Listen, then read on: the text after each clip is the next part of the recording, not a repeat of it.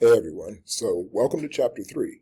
And chapter 3 is a chapter that I find to be pretty interesting because it continues on from the Constitution and talks about really the basic structure of a government and how we have come to be what we are. And the concept of federalism is one that is rooted in the relationship between the various entities within the framework of our government.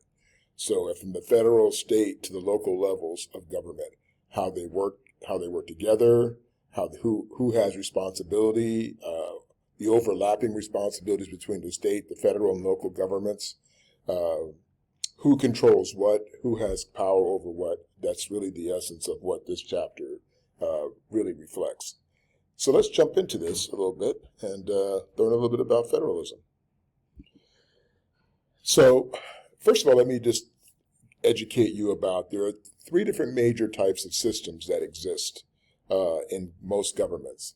The first one is called federal or federalism or federal system, and this is basically where you have a shared relationship between both the state and the federal government at the highest levels. So power is shared, and we'll talk a little bit more about how that power is divided a little bit later, but power is shared between the 2 entities. And that's also, I would argue, the same for the states. A little bit different, but again, there's also power sharing between the state governments and the local governments within our communities, right? The next type is called confederal, and confederations basically are when the power resides within the various states, and the central government is kind of weakened in that situation where basically the states have more power than the central government, the central or federal government. And then the third one is called unitary, and unitary is basically where the federal government has all the power and basically tells all the states and local governments what to do. So if you were to see it on a graph or a chart, the arrows that go from the central government would go outward and point toward the states because the power is being dictated to the states. But again, we live in a federal system, and the federal system is one that is really the essence of democracy, because democracy requires all of us to be involved and engaged. And because of that, it really also requires that, okay, thank you. That also means that we have to, since that's the essence of democracy is power sharing between us, the people, and the government and those who represent us, that's also the essence of the system that is built to do this. And that's the beauty sometimes and the craziness of the federal system. And also, I would say that in this system, it's divided, usually, particularly in the United States, between, again, as I said, the federal government, which is the central government, and then the states, and then the local governments. Now, historically, and how this all evolved, if you go back to the founding of our country, from then until the early to mid 20th century, we had what was called a dual system. And the dual federal system basically is where each level of government had their own distinct divisions of power. So there was no relationship necessarily between them. They all had certain roles and responsibilities that they all were required to do. And that's the way our system basically evolved up until from 1789 to 1937. And then in 1937 up until the 1960s, to the late 1960s, we had what was called a cooperative federal system. And basically, this is where the federal government and state government started to share power. This became more important from the time of actually during the Depression, going into more of the modern times and industrialization and modern industrialization. This is where we see this sort of really coming to manifest itself, where the federal government needed the states to be able to produce goods and services, and so there was a real collaborative effort to try to make things work and cooperate, particularly during World War II, when certainly the idea of developing all the weapons and building all the materials was so important. And then after that, the Cold War period as well. And then from the 1970s, we've developed this, what we call new federalism, which again is driven more by economics. And basically what happens in the new federal government, the federal government basically provides block grants. So they're sort of like almost like a grant for those who go to college, right? Grants you don't pay back. They give you money, and then they expect you to get certain grade point averages to keep getting your grant money. Well, the same thing applies to the states. So they give the states money to help deal with various social infrastructures of the state, and then the federal government then monitors or has oversight over the states to make sure they're doing what they're supposed to do in order to keep the programs going and to keep their funding in place. So the new federalism sort of is driven by money, which is sort of the essence of our system today anyway. But this is sort of the latest, greatest of where we are. Interestingly enough, it seems like every 30, 40 years is a new variation of this. So it'll be interesting to see how long this new federalism actually lasts. If you look at, again, the first one lasted approximately 150 years. The second one lasted about 25 years. And then the new one has lasted a little over 50 years so far. So again, because the world keeps changing, our country keeps changing, then the ability for us to adapt and to apply the federal system that we utilize evolves as well. So it's what the beauty of the system actually is. Now, when you look at it in terms of, as I mentioned earlier, the Constitution lays out some things that are very important. One of the things it lays out is the fact that the types, who has power from the states, the federal government, and how those powers are actually utilized. So the first key word that you should know is what we call enumerated powers. And basically, enumerated powers are powers that are specifically, they're explicitly specified in the Constitution that tell the powers of the federal government and defines those powers. So it's a very clear path to say the federal government has power over everything, really. So, but this is where it's specified as in the Constitution. Excuse me. And then reserve powers are the powers that are basically granted to the state governments, laid out in the Constitution. Based on the 10th Amendment, it lays out the specific powers of the states that are accorded to the states. And then the third are called concurrent powers. And these basically talk about the powers that are shared between the state and the federal government. And these are basically the three different types of power that we look at based on the Constitution that are the foundation of our federal system. Now, the Supremacy Clause, as I was mentioning just a moment ago about the enumerated powers, basically specifies the authority of the federal government to supersede all laws and constitutions of our state governments. And this is really an important part because the Supremacy Clause really is the essence of what holds our union, this union of states, these 50 states that we have, holds it together. So it says that all the federal constitution, federal laws supersede all state government, state constitutions, and state laws. So that this way, if any state decided to do anything crazy or try to secede, then the federal system, this law of supremacy, basically says that the federal government can say, no, you can't leave because the federal law says that you have to be part of this union. And this really was fortified by the McCulloch versus Maryland Supreme Court case that basically defined the role of the legislative power of the federal government to protect the sanctity of the union. Of course, as you all know, this came into play significantly with the case of the Civil War, when the South basically tried to secede after about 50 years of our country, trying to grow up and thrive. The North has a completely different reality of what it's trying to accomplish in the South. And so the South decides they want to bail out, especially over the issue of slavery. The federal government's like, no, you can't leave because we are a union and we're going to stay together, and the federal law is what you're going to adhere to. And then the South said, screw you, we're going to do what we want to do. This leads to the Civil War. 660,000 people are killed approximately. Most people killed in our country ever in history. More than many wars, as a matter of fact. So It was huge underpinning to be able to see how well the Supremacy Clause would actually hold up. Now, in this case, in the Civil War, it held up well.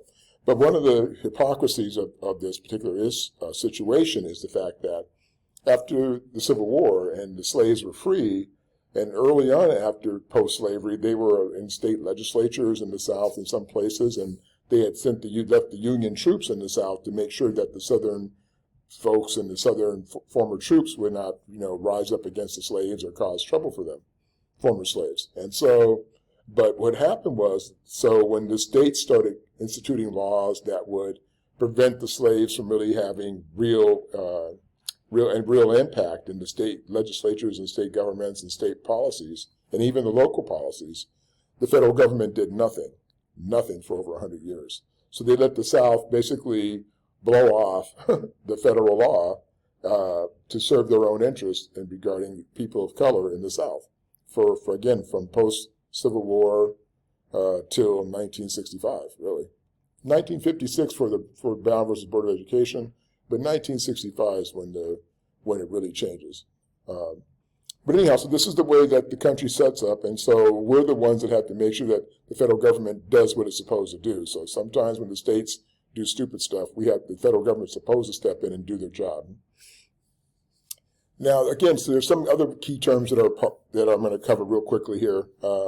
One is the necessary and proper clause that is outlined in the Constitution, and this basically gives Congress the power to basically dictate the authority over the states, for example. So, and based on and because it realizes that things change over time, issues change, it allows for this sort of elastic effect where Congress can expand its powers where necessary and move and change them as necessary.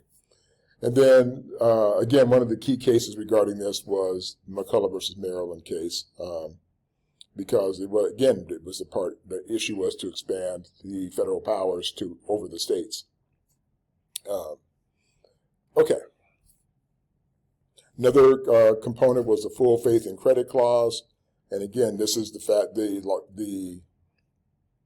notion that the Constitution says that the state courts respect the laws and judgments of other courts, and this is really built around the idea of when you travel from state to state that you're supposed to adhere to the state laws of that state. Because if you're a citizen of the country and you travel from one state to another, you are supposed to respect the laws of that state as if you were a citizen of that state.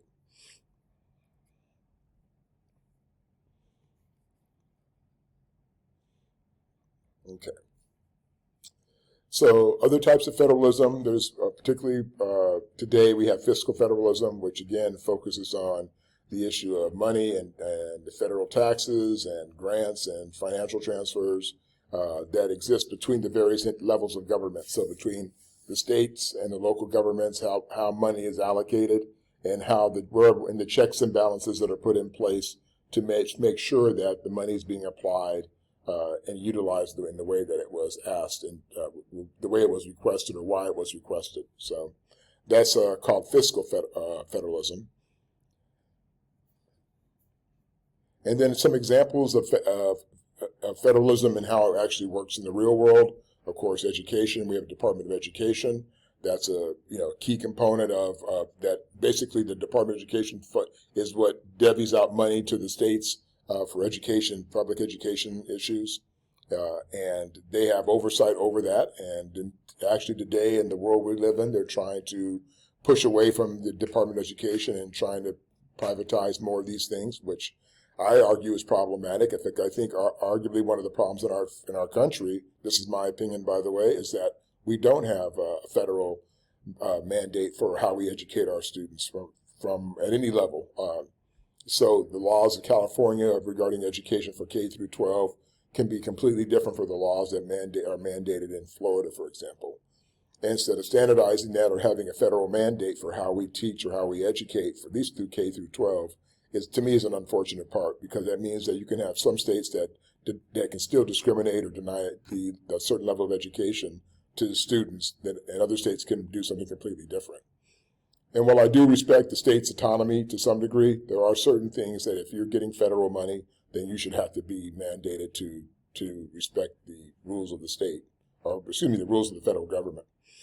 But also healthcare, Affordable Care Act, which is universal health care, transportation issues, because roads are, we have interstate highways, we have highways that are transnational, which means they go all the way across the country, like the 5 freeway and the 10 freeway are examples of highways that go from California to Arizona, New Mexico, so forth, for the 10 freeway. And from here, from California, the 5 north, the 5 goes all the way up to Washington. So because of that, that means there's responsibilities that are shared across from state to state regarding how those things operate.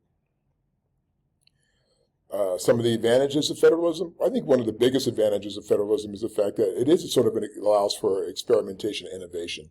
Because since our democracy is constantly evolving, so too should federalism. And so it allows you to take a microscopic look at how you go about the administrative process of implementing the various things that society needs to address within this federal system. So it's almost like you could be the crash test dummy.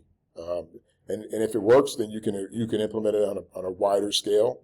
But it does give us room at either the local or state level to apply things. And then if they apply there, we may be able to broaden it to the federal level.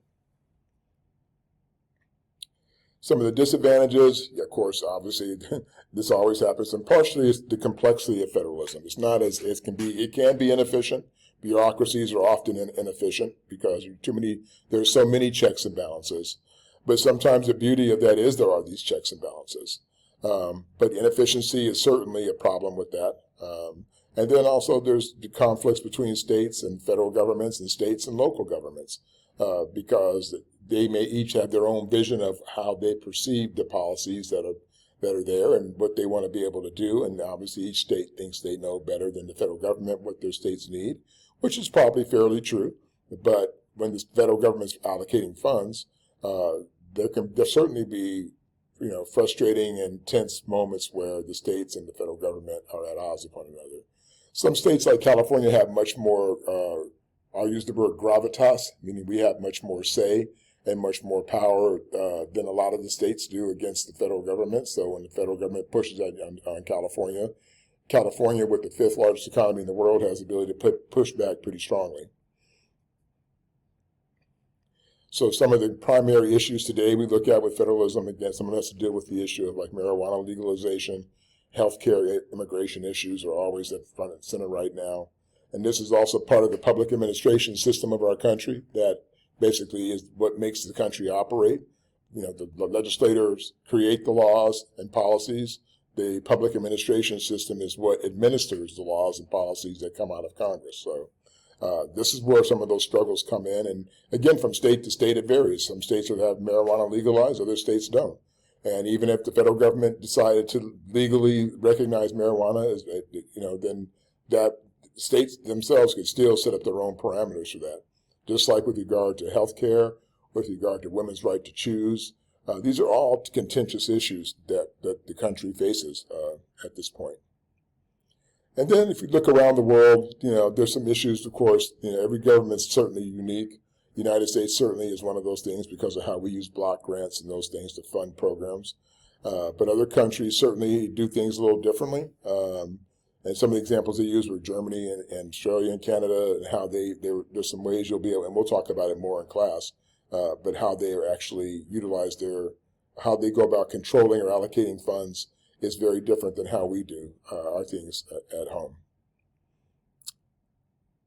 So again, some of the things to sort of conclude here with, of course, the importance of federalism, because it is the foundation of our system, and it is important that we engage in this way. It is the process of how we engage our system, and recognizing the role that in this shared system that we have, that it's our obligation and duty to make sure that we hold the system accountable for the things that it's supposed to provide, and also to challenge the federal government when it's not doing its job, to recognize the power of the states at certain points in times and local entities. And that's it for this. I'm trying to keep these discussions or these lectures down to about 20 minutes max, because I know most of you won't listen past that. So 20 minutes is like my cutoff time, and I'm right on it. But I look forward to seeing you in class, and we'll talk about it further. You guys have a great day.